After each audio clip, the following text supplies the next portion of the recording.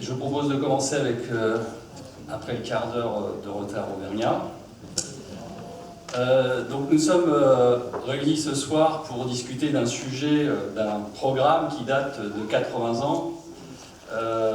Pourquoi parler de quelque chose d'aussi ancien? Je crois que le programme du Conseil national de la résistance, vous le savez, il a été, depuis sa création en 1944, remis en cause par ceux qui avaient été obligés de céder par rapport à la mise en place de ce programme. Et aujourd'hui, le programme du Conseil national de la résistance, qui on présente souvent comme le fondant le modèle social français, il est très largement remis en cause par les attaques successives des gouvernements. Et je dirais que le gouvernement Macron, ce qui le caractérise, c'est sa volonté de démanteler jusqu'au bout l'ensemble des acquis des travailleurs de ce pays et des acquis qui vont bien au-delà de ce qui a pu être acquis en 1944.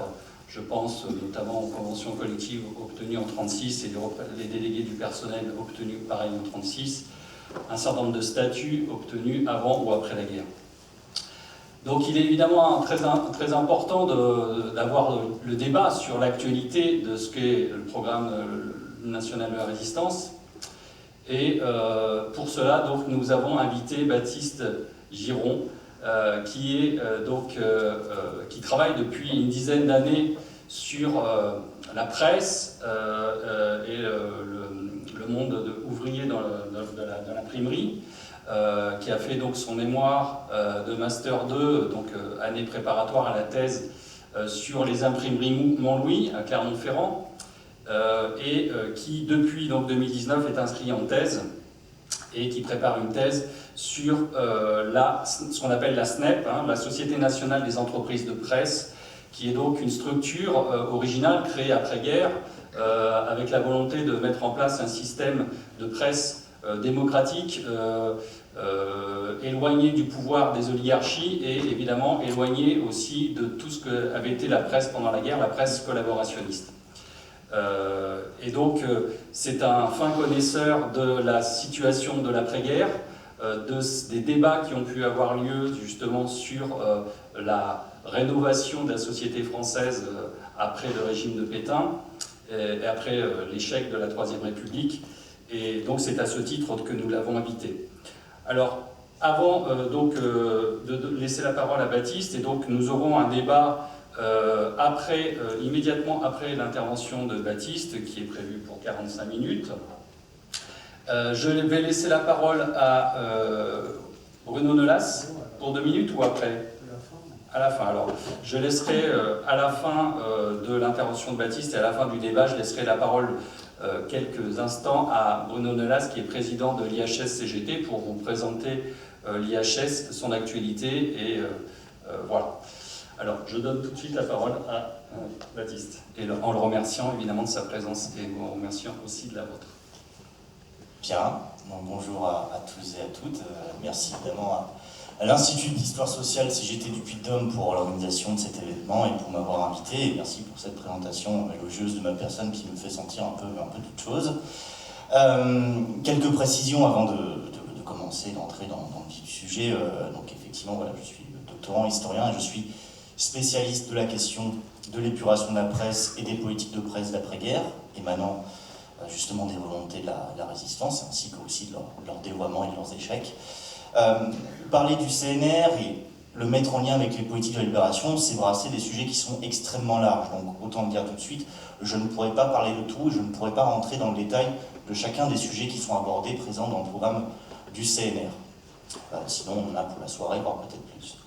Donc je vais simplement tenter de démontrer quelle est l'essence, la philosophie globale de ce programme, quelles en sont aussi ses limites, parce que c'est un programme qui est aussi imparfait et on le verra.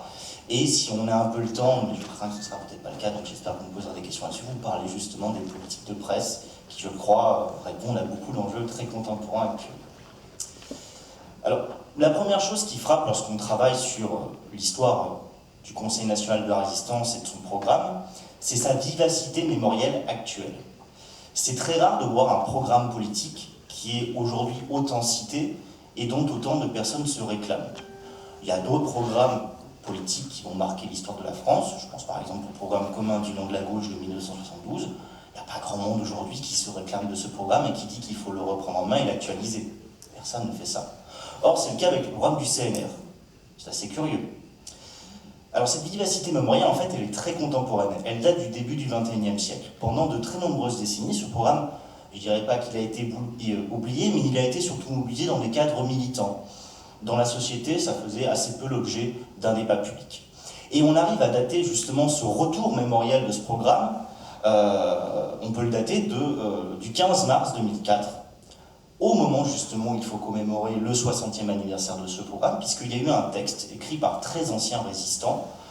Je ne vais pas citer tous les noms, mais dedans il y avait Georges Séguy, il y avait Lucie Raymond Braque, Germaine Tillon, Stéphane Nessel, etc., etc. Donc qui s'appelle Appel des résistants en direction de la jeunesse, et qui appelle justement aux jeunes générations à se réapproprier ce programme pour lutter contre un certain nombre de politiques libérales et de détricotement, comme l'a dit tout à l'heure mon camarade, d'acquis qui émanaient de ce programme.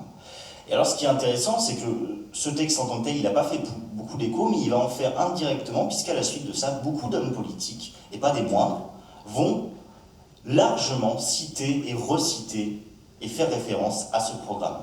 Et l'un de ceux qui va être le champion de cela, celui qui va le plus se citer, ça peut sembler très étonnant, c'est Nicolas Sarkozy, qui, lors de sa campagne présidentielle en 2007, va faire référence à plusieurs reprises au programme du Conseil national de la résistance, et il le refera aussi en 2016 lorsqu'il a tenté de redevenir candidat à l'élection présidentielle, où il vantait les mérites de l'innovation réformatrice du programme du Conseil national de la résistance. Toujours à droite, plus récemment, Emmanuel Macron, suite à sa réélection en 2022, a formé le Conseil national de la refondation, son CNR à lui, qui évidemment est une référence directe au Conseil national de la résistance. On a aussi évidemment des références nombreuses qui ont été faites à gauche. Par exemple, en 2017, Jean-Luc Mélenchon, alors candidat de la France Insoumise, a indiqué dans son clip de campagne qu'il voulait le retour des jours heureux pour la France. Et encore plus récemment, en 2022, Fabien Roussel, donc le candidat du Parti communiste, a nommé son programme La France des jours heureux, donc là aussi des références directes au Conseil national de la résistance et à son programme. Alors évidemment, cette vivacité mémorielle, cette référence quasi systématique de ce programme, il a son lot de contrepartie. Le programme, du coup, il est victime aussi, à force d'être répété et référé, de falsification, voire de mystification. Alors évidemment, pour la droite, par exemple pour Nicolas Sarkozy, on peut se dire c'est évident. Il cite le programme du CNR, mais sa politique conduit largement à défaire ce que ce programme a instauré.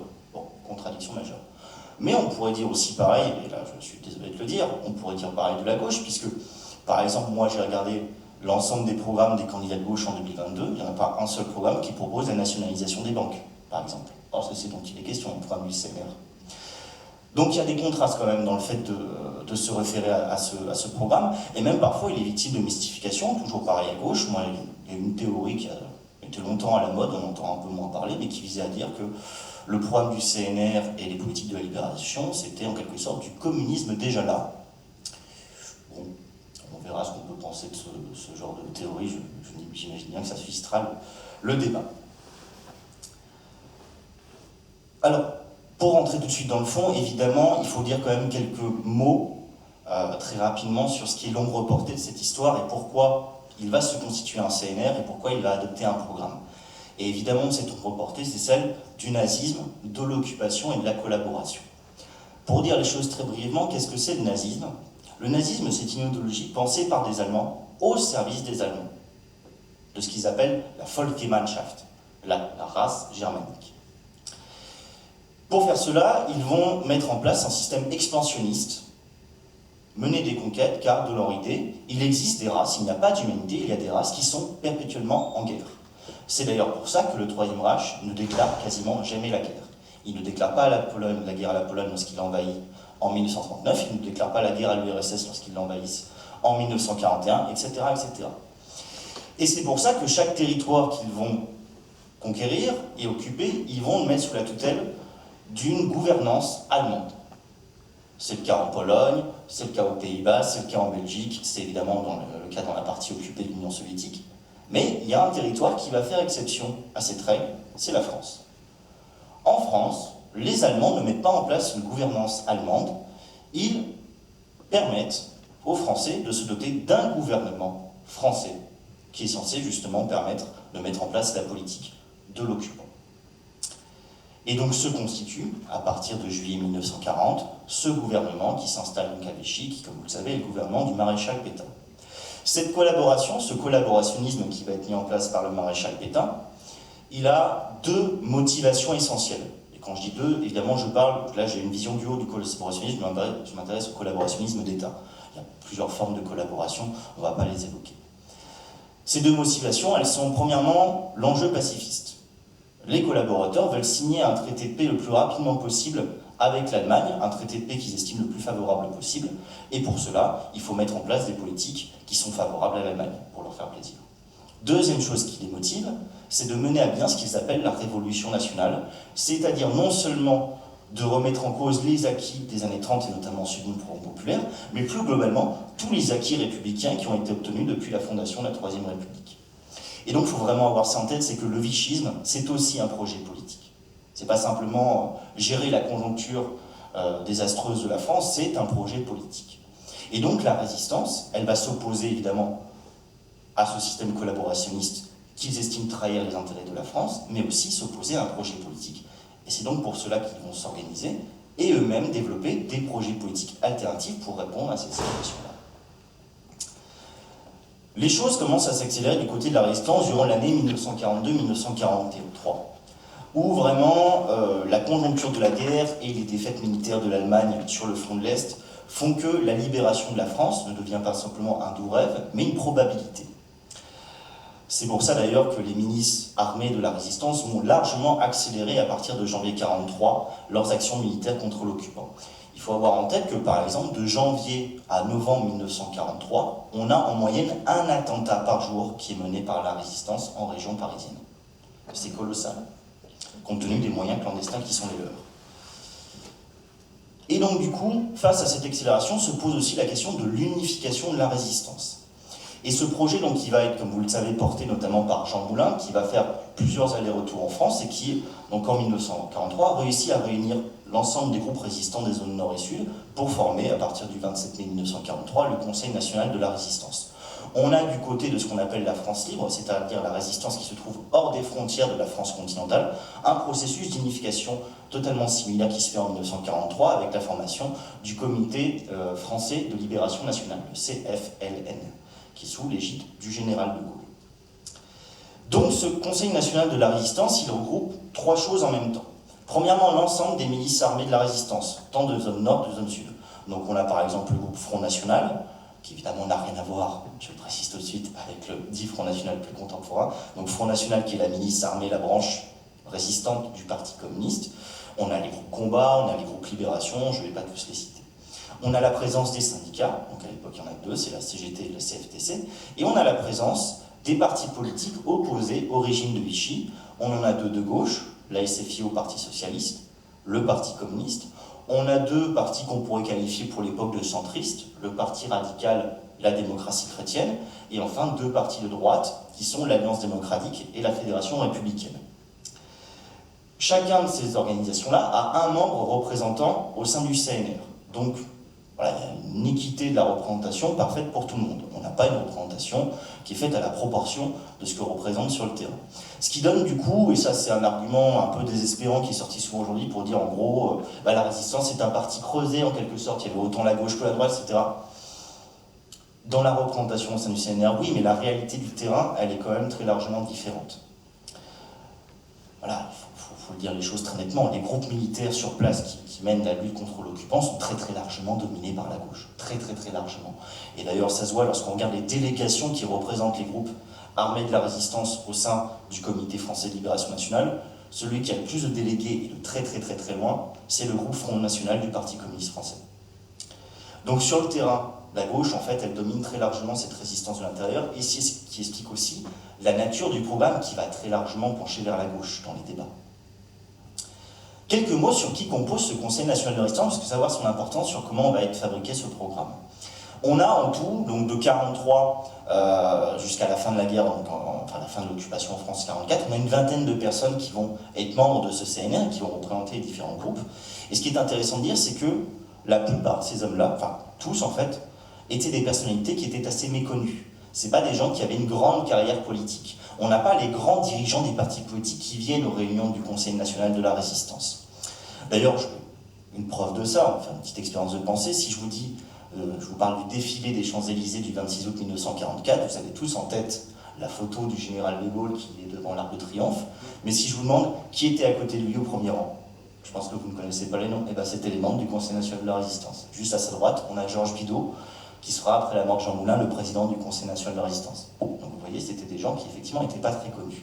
Et d'ailleurs, après-guerre, seulement sur la vingtaine, seulement 3 d'entre eux feront une carrière politique, notamment comme députés. Mais rarement d'entre eux auront des responsabilités importantes. Alors pourquoi est-ce qu'on n'en voit pas justement au sein du Conseil national les grands chefs dirigeants des partis politiques? Pourquoi est-ce qu'il n'y a pas un Jacques Duclos pour représenter le PCF? Pourquoi est-ce qu'il n'y a pas un Albert Ouzoulias pour représenter le Front National, etc. etc. Parce que justement, le CNR, pour mener à bien ses travaux, et donc se réunir assez régulièrement, il faut qu'il garde une clandestinité la plus complète. Il faut être d'une très grande discrétion. Or, évidemment, les personnalités les plus importantes des partis politiques et de la résistance, ce sont les plus recherchées par la police, surtout en 1943, où la police française va faire un travail de filage qui est très très important. Donc du coup, on envoie des gens qui sont assez méconnus des services de police. Alors, ce Conseil national de la résistance, quand il se constitue, son objectif, il est d'abord militaire. Il s'agit d'unifier les groupes de la résistance. Elles ne se fondent pas, elles s'unifient au sein d'une même coordination, mais elles ne se fondent pas en leur sein. Dans le but, évidemment, de préparer la libération du territoire. Mais la question de développer un programme commun, c'est-à-dire de se mettre d'accord sur des mesures à appliquer à la libération, des mesures politiques, va vite arriver sur la table. Déjà auparavant, avant la création du Conseil national de la résistance, déjà plusieurs partis politiques, groupes de la résistance, avaient commencé à faire des travaux et élaborer des programmes politiques en vue de la libération de la France. L'un des premiers qu'on est capable de recenser, c'est le programme qui date de janvier 1943, qui vient du Comité d'action socialiste, donc qui est la branche résistante de la SFIO, qui va faire son programme. En septembre 1943, la CGT qui vient de se réunifier, va aussi élaborer son programme. Mais ce qui va être déterminant, c'est en novembre 1943, lorsque le groupe Front National, donc la branche résistante du Parti communiste, va proposer, lors d'une réunion du Conseil national de la résistance, son propre programme. Et à partir de ce programme-là, des discussions vont commencer à émerger, et donc on va l'amender, et c'est ça qui donnera naissance au futur programme du Conseil national de la résistance. Alors, sans rentrer trop dans les détails, mais quelques mots sur la méthode qui a été appliquée pour élaborer ce programme, justement à partir de la proposition du groupe Front National. Les négociations se faisaient en fait grâce à un bureau du CNR qui était composé de 6 membres, qui se réunissait assez régulièrement, et donc qui faisait remonter les amendements qui étaient faits par chacun des partis politiques et groupes de résistants dans leur coin. C'est-à-dire qu'il n'y avait pas de réunion où on négociait globalement. Il y avait un bureau restreint et ensuite on remontait au groupe résistant en disant voilà où on est dans la discussion, voilà les points de désaccord, etc., etc. Pareil aussi, un point important, c'est que le CNR n'est pas une émanation légale. Il n'est pas issu d'un vote démocratique. Donc du coup, au sein du CNR, on ne votait pas en fonction des thématiques qui étaient discutées. C'est-à-dire qu'il y avait un point de désaccord, on adoptait les points par consensus. Quand il y avait un point de désaccord, eh bien on le mettait de côté, on l'abandonnait. Ce qui explique aussi d'ailleurs que certains sujets ne vont pas figurer sur le programme, alors qu'ils vont figurer plus tard d'ailleurs dans les ordonnances de libération, j'y reviendrai tout à l'heure. Bien. Donc ce programme, il est adopté unanimement donc, le 15 mars 1944. Alors, voilà, son nom, c'est Programme d'action de la résistance. On dit que c'est un programme. C'est pas vraiment un programme, c'est plus un énoncé de principes fondamentaux qui devront guider les politiques à la libération de la France. Il n'est pas extrêmement précis sur comment on doit faire adopter les mesures qu'il préconise. Et il n'y a d'ailleurs pas véritablement de mesures extrêmement précises, ce sont des principes globaux. Alors pourquoi il n'y a pas cette précision de ces mesures? Parce qu'en fait elles n'étaient pas nécessaires dans la mesure où le travail, on va dire juridique et politique, visant à préciser les mesures à appliquer à la libération était fait à côté du Conseil national de la résistance par notamment des comités d'experts qui vont travailler pour préciser les mesures qui vont devoir être appliquées. L'un des plus importants d'entre eux, c'est vraiment le plus important, c'est le CNE, le Comité national d'études, qui a été fondé en 1942, toujours par Jean Moulin, et qui rassemble des experts. Donc on a des hauts fonctionnaires, on a des universitaires, parfois des chefs d'entreprise, qui vont se réunir sur des questions très thématiques et élaborer justement, écrire ce qui vont être les futures ordonnances qui vont être appliquées dès 1944. Alors on connaît très bien les travaux qui ont été faits par ce CNE. Pourquoi? Parce qu'il publiait clandestinement une revue qui s'appelle les Cahiers politiques. Et pour mesurer ce qu'est la philosophie globale justement de la résistance et de ses travaux, je voudrais vous lire un extrait d'un article qui a été écrit donc dans les Cahiers politiques en juillet 1943, au titre extrêmement éloquent de « Pour une nouvelle révolution française ». Je cite : « Le capitalisme, abandonnant le ratio libéral en perdition, s'est rué vers les bouées de sauvetage du fascisme. Après 150 ans de règne, notre bourgeoisie qui tenait l'armée, la politique et l'industrie s'avérait à bout de souffle et ne concevait de renouveau national que dans la défaite. Cette abdication appelle à une révolution. Mais quelle révolution? Répétons-le, une nouvelle révolution française. Une révolution qui reprenne la trappe interrompue de 1789 et qui inscrive profondément sur l'étoffe et jusque dans l'armure les conséquences inéluctables des principes d'antan et de nos volontés profondes, une démocratie réelle libérée de l'argent roi. » Alors, vous me pardonnerez, je crois deviner un petit peu la sensibilité de la majorité des gens qui sont présents dans la salle, et je suis sûr que vous signerez chacun des mots qui sont prononcés dans ce texte-là. Si bien, d'ailleurs, qu'on peut se poser la question, on a les mots de capitalisme, de bourgeoisie, révolution, libéralisme. On peut se poser la question, est-ce qu'on est face à un texte marxiste ou marxisant? Ce qui serait d'autant plus étonnant lorsqu'on sait, alors on ne sait pas qui précisément a écrit ce texte-là, parce qu'évidemment la revue était clandestine, mais on sait qui compose le Comité national d'études. Ce serait étonnant, ce sont des gens qui émanent de la bourgeoisie administrative et universitaire, qui viennent plutôt en général du centre droit ou du centre gauche. On dirait que c'est une sacrée évolution des paradigmes quand même que provoque la guerre. C'est là qu'il faut faire un travail d'historien. Non, on n'est pas en face d'un texte marxiste. Dans le sens où il faut bien comprendre que les gens qui écrivent ça sont des gens qui sont en guerre. Ils se vivent comme des soldats. Et donc, évidemment que le ton et la rhétorique, elle est extrêmement combative. Elle vise à juger très durement ce qu'est la nature de la collaboration, qui est vécue comme une trahison importante. Alors ça ne veut pas dire pour autant que ce genre de texte-là ne dit rien. Il dit des choses absolument fondamentales, et notamment sur le constat qui est fait de la nature du collaborationnisme.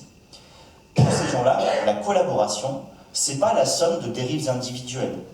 C'est pas non plus un accident de l'histoire, c'est la dérive d'un système. D'un système où, pendant des décennies, depuis au moins la fondation de la Troisième République, les intérêts privés ont beaucoup trop gouverné la France. Et donc il va falloir faire des réformes de structure, des réformes profondes, pour que les intérêts privés, justement, ne guident plus l'action politique et ne mènent plus aux dérives que sont celles du collaborationnisme. C'est ça qui est dit dans ce texte, et ça c'est une dimension fondamentale qui va expliquer aussi la nature du programme du Conseil national de la résistance. Alors maintenant, en rentrant vraiment dans le vif du sujet, que dit ce programme du 15 mars 1944? Alors ce qui est étonnant tout de suite, c'est que le mot le plus prononcé dans ce programme, c'est le mot de dignité. C'est le mot qui est le plus présent. Ça peut sembler étonnant si on regarde nos programmes politiques actuels, c'est pas le mot dignité qu'on retrouvera le plus. Il faut comprendre là aussi quel est le parcours et l'univers mental des gens qui vont rédiger ce programme. Ce sont des gens qui ont connu la crise de 1929, les crises économiques, sociales et politiques des années 30, celle d'un régime où la protection sociale n'existe quasiment pas, où la retraite n'existe quasiment pas et n'est pas accessible à tout le monde, où le chômage n'existe quasiment pas, le système de santé, etc., etc. Bref, des gens qui ont vu toute une génération de la population française se retrouver, notamment à la fin de leur vie, dans l'indigence la plus totale. Et c'est contre ces situations que, justement, ce programme souhaite répondre.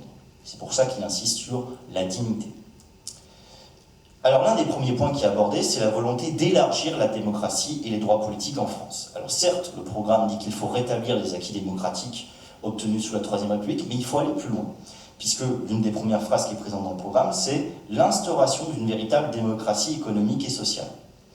Et donc pour ce faire, le programme ne va pas simplement dire qu'il faut rétablir les libertés démocratiques qu'il y avait avant-guerre, il faut aller plus loin, et notamment dans un domaine, dans un secteur qui jusque-là était abscon justement d'exigences démocratiques, qui est le secteur du privé, le secteur de l'entreprise. Et pour ce faire, la première chose qu'il faut faire immédiatement, c'est la confiscation systématique des biens des traîtres, mais aussi la reprise en main par la nation des secteurs stratégiques. Alors justement, sur la démocratie dans l'entreprise, là je cite le programme qui dit « Le droit d'accès dans le cadre de l'entreprise aux fonctions de direction et d'administration pour les ouvriers possédant les qualifications nécessaires et la participation des travailleurs à la direction de l'économie. » Et donc évidemment, cette formule-là, elle va donner lieu à la création des comités d'entreprise à la libération, donc qui sont créés par l'ordonnance du 22 février 1945. Alors en fait, ces comités d'entreprise, ils vont s'appuyer sur des comités de gestion ouvriers qui vont se créer dans l'effervescence de la libération. C'est-à-dire que pendant la libération, la classe ouvrière va très largement prendre les armes pour libérer le territoire de l'occupant, et en faisant ça, on va occuper des entreprises et on va commencer à les gérer. Et donc le but de cette ordonnance et de ces comités d'entreprise, c'est de régulariser ces comités de gestion. Donc on trouve qu'ils ont une vertu. Le parti pris des ouvriers dans l'orientation d'entreprise est vécu comme une nouvelle vertu qu'il faut instaurer. En même temps qu'aussi c'est une forme de reprise en main. Il faut aussi en avoir ça en tête. C'est-à-dire qu'on avait aussi peur qu'il y ait une forme d'autogestion qui s'instaure, et il fallait aussi impérativement que l'État reprenne ses droits quand même sur la situation. Donc cette ordonnance du 22 février 1945, donc elle crée les comités d'entreprise, donc qui sont composés de syndicalistes élus par les salariés. Donc cette dimension démocratique, elle est très importante. C'est-à-dire que les représentants des salariés sont élus par les salariés eux-mêmes. C'est vraiment un point absolument essentiel. Ils ont la charge des œuvres sociales de l'entreprise et ils ont aussi un rôle informatif sur l'orientation économique. C'est-à-dire que le patronat est obligé d'informer le CE sur l'état de l'entreprise et sur ce qui va être mené comme action entrepreneuriale dans l'année. Bon, ce dernier point, il va être extrêmement critiqué par la CGT, qui souhaitait évidemment donner plus de pouvoir au comité d'entreprise. Et ils vont avoir une chance, c'est qu'ils vont trouver une oreille attentive au gouvernement, puisque à partir justement de la fin de l'année 1945, c'est Ambroise Croizat qui va devenir ministre du Travail, Ambroise Croizat, militant communiste et cégétiste, et qui va élaborer une nouvelle loi pour les comités d'entreprise, qui est la loi donc du 16 mai 1946, et qui notamment va transformer le rôle informatif des comités d'entreprise par une véritable consultation au sein de l'entreprise. C'est-à-dire que le comité d'entreprise n'est pas simplement informé de ce que souhaite faire le patron, il doit y avoir un dialogue qui va s'installer, une consultation. Vraiment, le comité d'entreprise va pouvoir dire lui aussi ce qu'il souhaiterait être mis en place au sein de l'entreprise.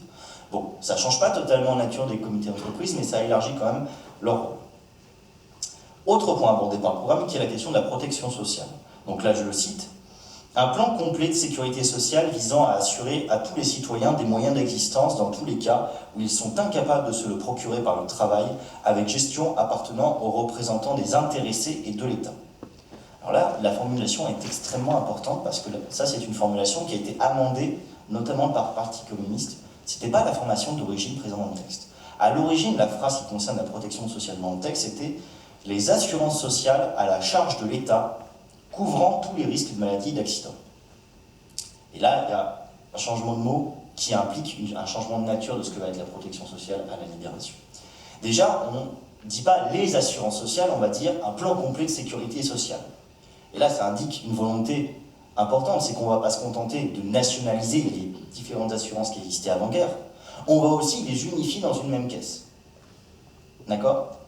C'est-à-dire qu'on aura une seule structure qui s'occupera des différents risques d'accident de la vie et de la protection sociale. Déjà, c'est une nature différente. Et aussi, ce qui est important, qui est la différence fondamentale, c'est que certes, l'État va être celui qui va nationaliser ses assurances sociales privées, il va donc être le garant en propriété de cette future sécurité sociale, mais il n'en sera pas le gérant quotidien, ou en tout cas pas l'unique. Il y aura une gestion des cotisants, c'est-à-dire des salariés eux-mêmes. Et évidemment, ça c'est un point absolument essentiel sur ce qui va donner lieu à la naissance de la sécurité sociale en 1945 et aussi en 1946. Sur la question de l'éducation, là aussi je cite le programme, la possibilité effective pour tous les enfants français de bénéficier de l'instruction et d'accéder à la culture la plus développée, quelle soit la situation de fortune de leurs parents, quelle que soit la situation de fortune de leurs parents, afin que les fonctions les plus hautes soient réellement accessibles à tous ceux qui auront les capacités requises pour les exercer et que soit ainsi promue une véritable non de naissance mais de mérite, et constamment renouvelée par les apports populaires. Une véritable élite, véritable. Alors là, ce point est absolument essentiel, c'est qu'il va donner lieu, justement, à la loi de 1946 sur la création du statut de la fonction publique, promulguée par Maurice Thorez, qui vise à dire, effectivement, en créant le statut de fonctionnaire, le statut de la fonction publique, que dorénavant, toute personne qui est agent de l'État aura des droits particuliers, mais aussi des devoirs particuliers qui sont de répondre aux besoins, justement, de la population dans toutes les situations spatiales.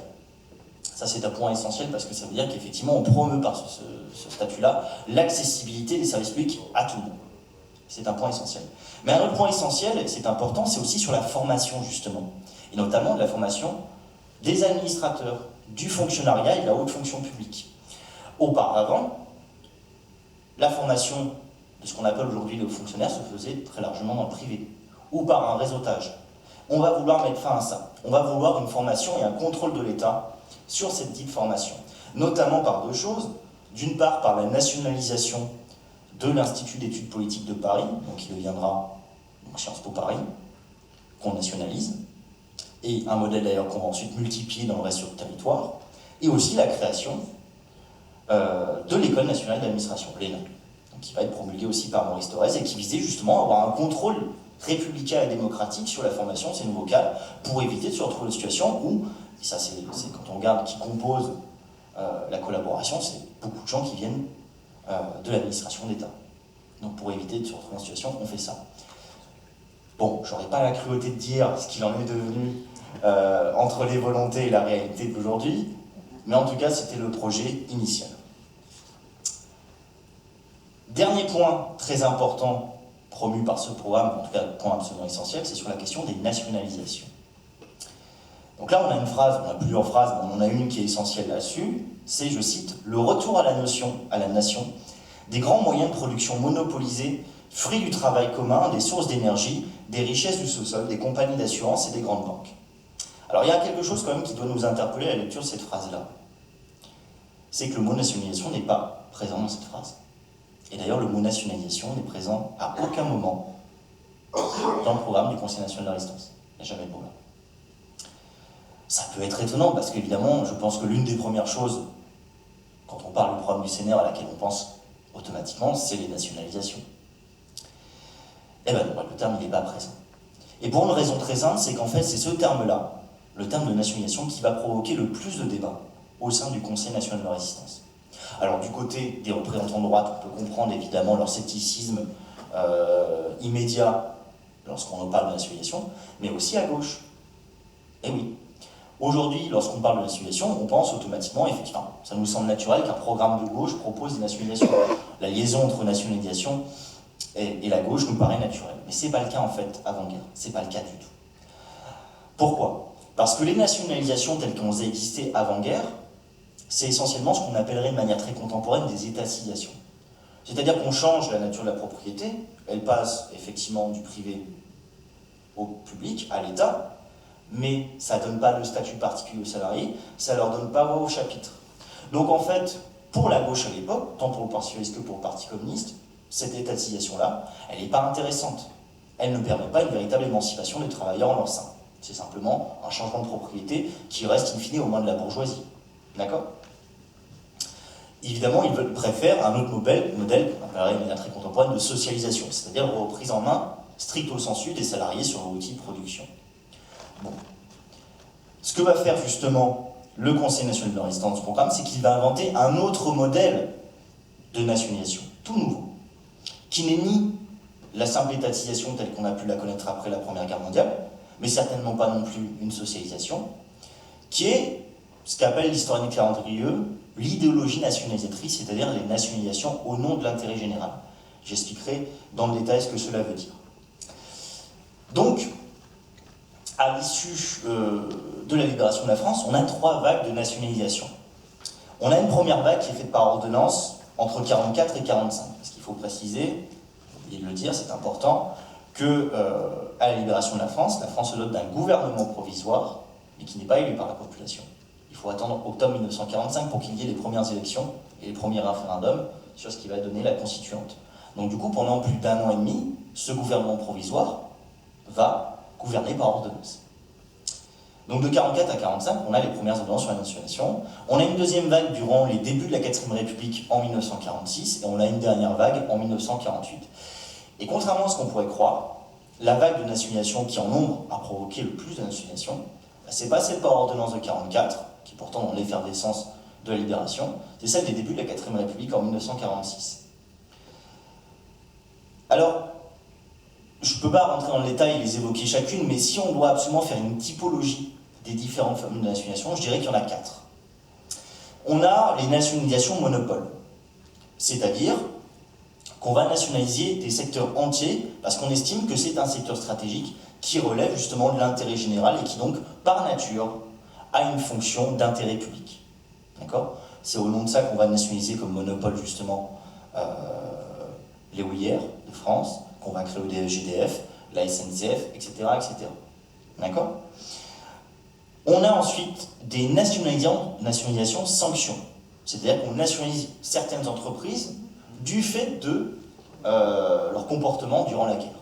C'est au nom de ça qu'on va nationaliser l'entreprise Renault, l'automobile Renault, qu'on va nationaliser aussi l'entreprise Nomeron, qui fabriquait les moteurs d'aviation essentiellement. Donc voilà, un outil de nationalisation qui ne vise pas à s'emparer d'un secteur en entier, mais simplement d'une entreprise en particulier du fait de son comportement collaborationniste.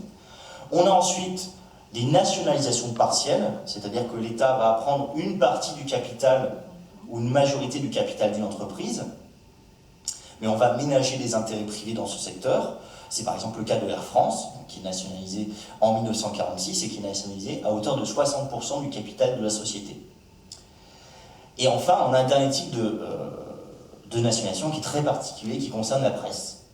Donc là, je ne vais pas en dire grand-chose, j'en dirai peut-être quelques mots à la fin si on a le temps. Donc ces nationalisations, elles correspondent à quelle idéologie et quelle vision? Donc c'est ce que je vous ai dit sur les nationalisations au nom de l'intérêt général. Ça veut dire quoi?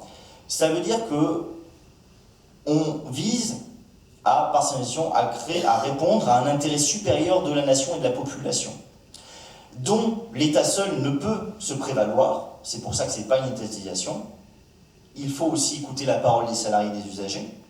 L'État seul, et on l'a vu avec ce qu'a été le régime de Vichy, l'État seul ne peut pas en soi porter la parole de la population et de ses besoins. Ce n'est pas non plus une socialisation parce qu'évidemment, il y a d'autres autorités simplement que celles des salariés qui sont présents dedans, et les salariés n'ont pas un pouvoir intégral sur ces sociétés nationalisées. C'est une nationalisation d'intérêt général, c'est-à-dire qu'on va essentiellement retrouver dans les conseils d'administration de ces sociétés nationalisées une division en 3 collèges de la représentation au sein du conseil d'administration. Un collège qui représente l'État, un collège qui représente les salariés et un collège qui représente les usagers. C'est-à-dire qu'on va avoir une tripartition dans le but que l'ensemble des intérêts soient représentés au sein de ces conseils d'administration. Très bien, c'est parfait, c'est ce qu'il me faut. Et ce qui est très important avec la logique justement de ce développement d'intérêt général, c'est qu'en fait, c'est un concept que la résistance va développer et qui va être inscrit en droit.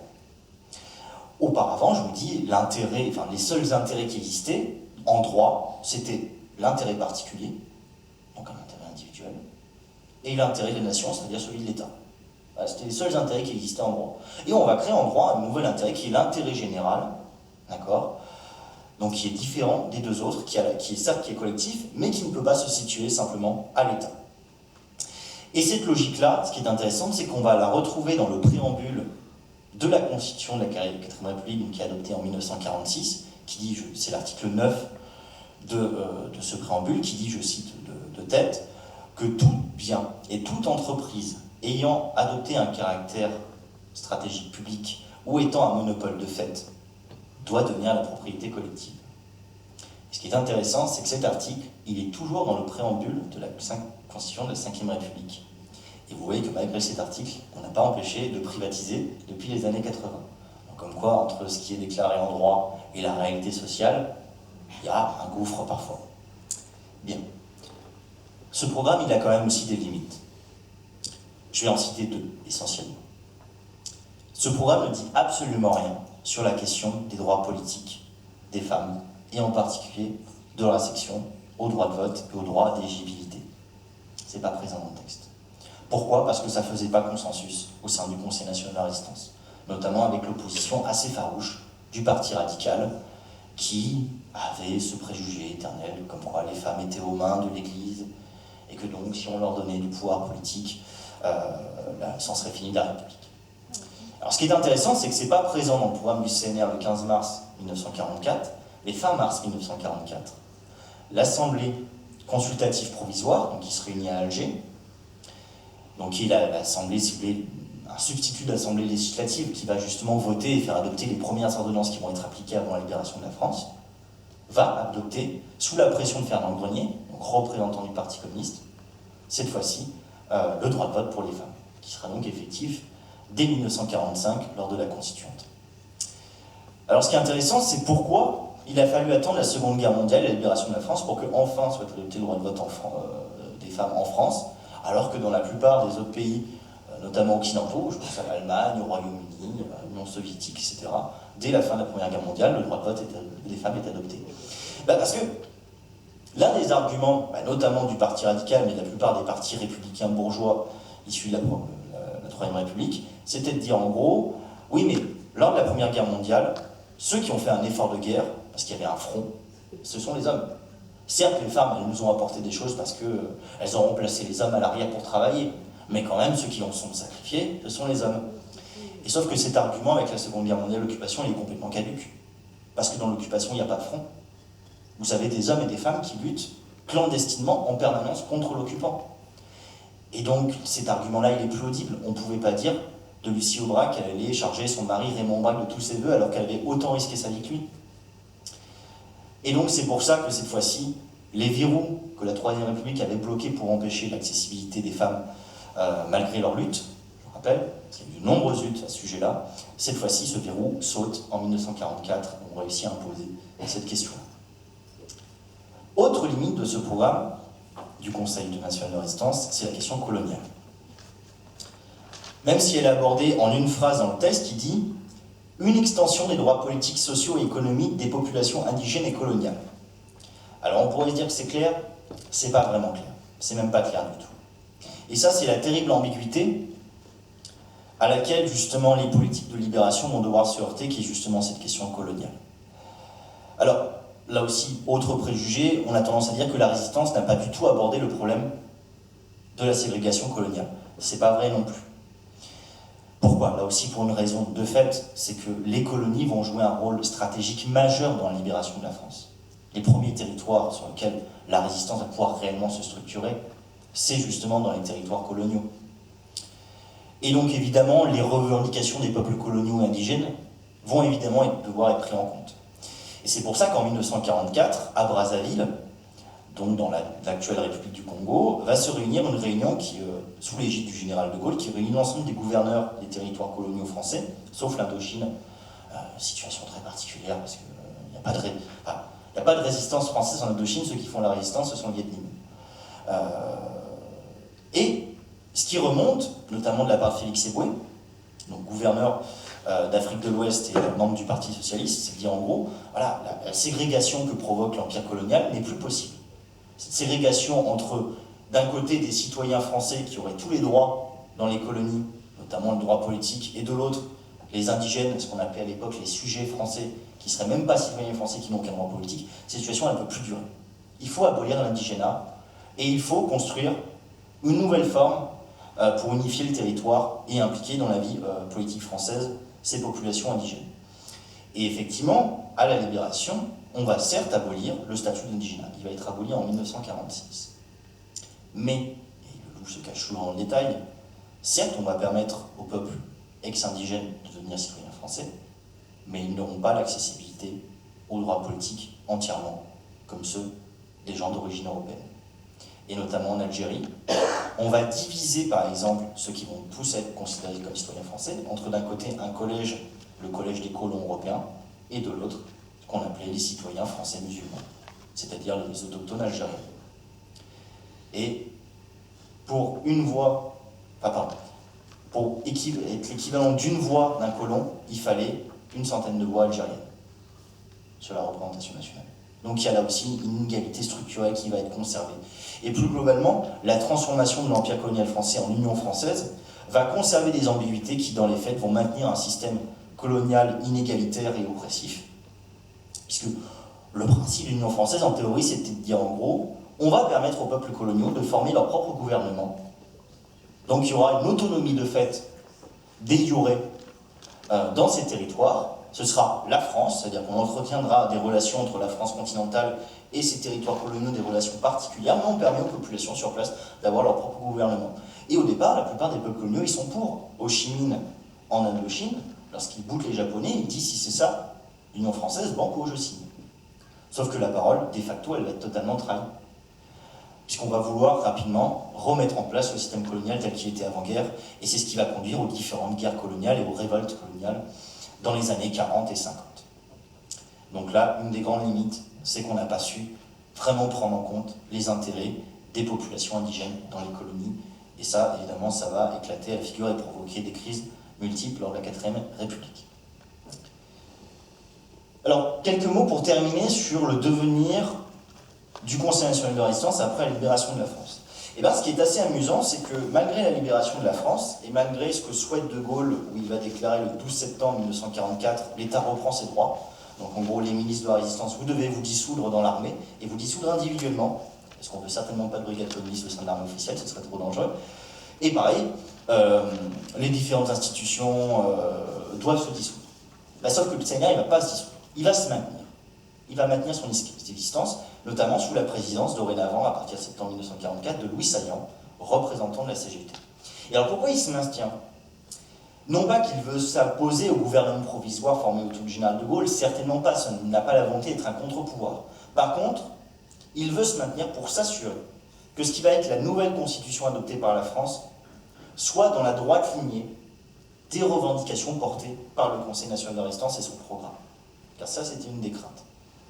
Et c'est d'ailleurs tout l'enjeu justement des 2 référendums qui sont faits en 1945, puisqu'il y avait des forces politiques, notamment une et pas des moindres, qui est le Parti radical, qui était le plus grand parti d'avant-guerre au sein de la Troisième République, qui dit qu'il faut remettre en place la Constitution de la Troisième République et rien changer.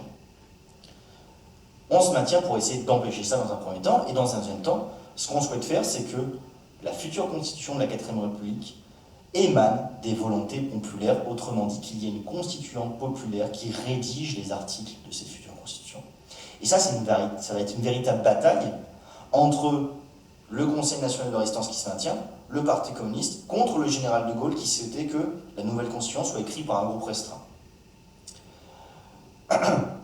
Et donc pour ce faire, ce que va faire le CNR, ils vont être assez habiles, ils vont réunir l'ensemble des comités départementaux de libération pour former ce qu'on va appeler les États généraux de la Renaissance française.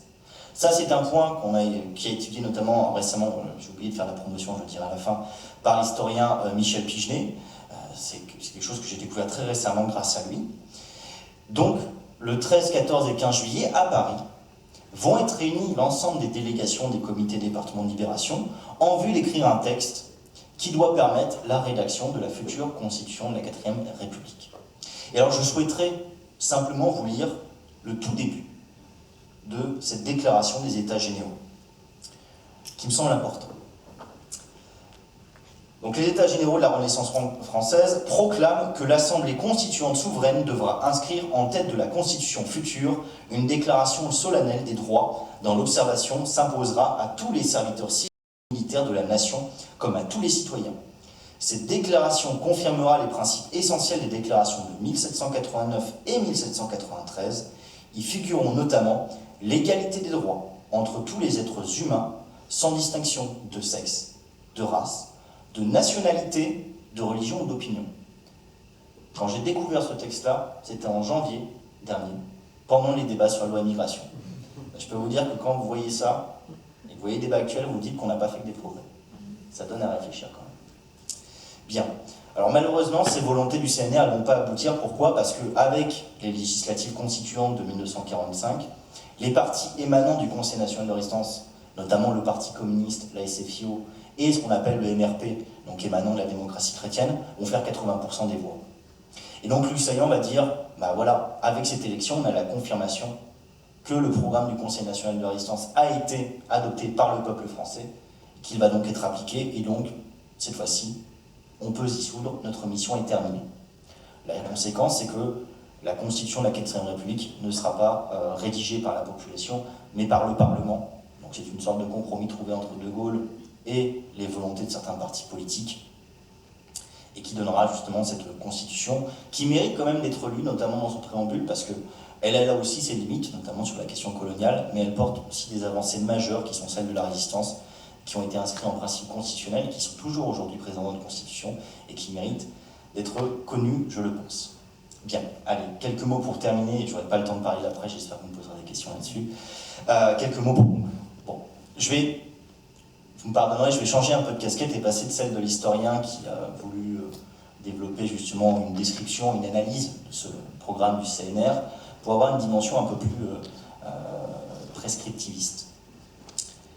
Ce programme, on l'a vu, il porte des avancées absolument majeures qui ont permis de fonder un certain nombre d'acquis dont on peut encore heureusement jouir grâce à nos luttes.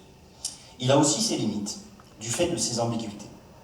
Et une de ces limites majeures, c'est une qu'on retrouve encore aujourd'hui de la part de beaucoup de gens qui préconisent certaines mesures appliquées, même si elles peuvent sembler progressistes sur le moment, ont des limites qui sont les mêmes que celles du programme du CNR. Et je pense notamment à deux économistes, dont j'ai lu la majeure partie des travaux, qui sont Thomas Piketty et Julia Cagé, qui dans leurs travaux préconisent ce qu'ils appellent un socialisme participatif. Autrement dit, ils reprennent une vieille proposition social-démocrate qui vise à dire, en gros, dans une entreprise, si on permettait aux salariés de posséder une part non négligeable du capital de l'entreprise, et donc de s'assurer une représentation au conseil d'administration, on pourrait en quelque sorte clouer la main des capitalistes sur la table et les obliger donc à céder à beaucoup de volontés salariales. Ça paraît être de bon sens dit comme ça, sauf que c'est exactement ce qui va être mis en place par le programme du CNR et par Libération, et c'est là-dessus que ce programme va aussi en partie, si j'ose dire, se casser la gueule et se heurter. Parce que l'un des problèmes majeurs qui explique de relative facilité avec lequel les politiques actuelles peuvent détricoter ce programme, c'est qu'il a une ambiguïté structurelle, qui est de dire, on proclame effectivement des propriétés en intérêt général, mais tant qu'on maintient la forme marchande comme la forme dominante de notre société, eh bien les capitalistes ne seront jamais des élèves sages qui se tiennent tranquilles dans une classe. Toujours, ils tenteront de subvertir et de conquérir ce qui s'estime être leur dû. Donc l'ensemble des services publics qu'on a réussi à fonder à la Libération se sont heurtés à la forme marchande qui a fini par les grignoter petit à petit.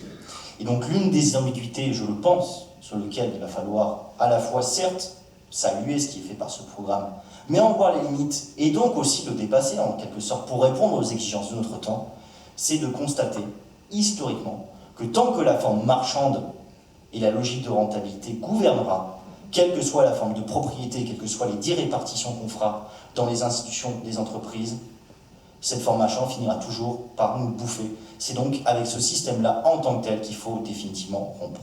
Je vous remercie.